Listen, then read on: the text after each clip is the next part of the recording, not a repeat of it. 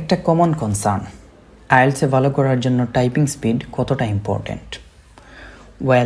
Reading আর লিসনিংয়ে তো typing speed নিয়ে তেমন চিন্তাই নেই, কারণ এখানে মোস্টলি আপনাকে 1 or 2 ওয়ার্ডস লিখতে হবে অথবা ইনফরমেশন ম্যাচিং করতে হবে।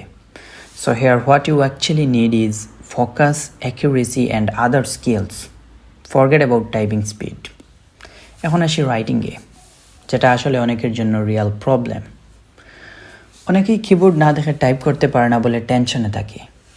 বিলিভ ইট অর নট, আমি নিজেও কিবোর্ড না দেখে প্রপারলি টাইপ করতে পারতাম না, তবুও দেখে দেখে টাইপ করে আইএলটিএস রাইটিংয়ে অ্যারাউন্ড 470 ওয়ার্ডস লিখেছি কমফর্টেবলি।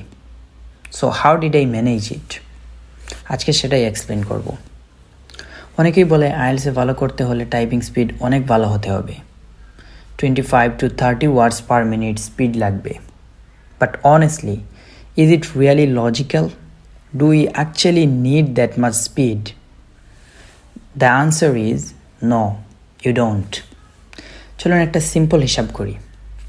রাইটিংয়ের টোটাল টাইম হচ্ছে 60 মিনিটস। ধরলাম থিঙ্কিং আর প্রুফ রিডিংয়ের জন্য তোমার 10 মিনিটস লাগবে। সো নাও তোমার হাতে আছে 50 মিনিটস ফর রাইটিং, রাইট? এখন বলুন তো, আইএলটিএস রাইটিংয়ে মিনিমাম কত ওয়ার্ডস লিখতে হয়? দুইটা মিনিয়ে মিনিমাম 400 ওয়ার্ডস। ধরলাম তুমি 450 ওয়ার্ডস লিখবে, আমি একটু বেশি ধরলাম ইন্টেনশনালি। তাহলে 50 মিনিটসে 450 ওয়ার্ডস লিখতে হলে তোমার প্রতি মিনিটে অ্যারাউন্ড 10 ওয়ার্ডস লিখলেই enough. So honestly typing speed নিয়ে এত প্যানিক হওয়ার কোনো প্রয়োজন নেই, because 10 words, even more, you can easily type. However, personally আমি দুইটা জিনিস রেকমেন্ড করব। ফার্স্টলি, এক্সামের আগে ট্রাই করবেন টাইপিং স্পিড অন্তত 15 ওয়ার্ডস পার মিনিট পর্যন্ত নেওয়ার, যদিও এটা নিয়ে ওভার প্যানিক করার দরকার নেই আসলে। সেকেন্ডলি অ্যান্ড মোস্ট ইম্পর্টেন্টলি, বাসায় অথবা কম্পিউটার ল্যাবে অবশ্যই প্র্যাকটিস করবেন। আর যদি ল্যাপটপে প্র্যাকটিস করেন, try to use an external keyboard as well, because exam হলের কিবোর্ড এক্সপিরিয়েন্স একটু ডিফারেন্ট লাগতে পারে। So yeah, today's message is simple.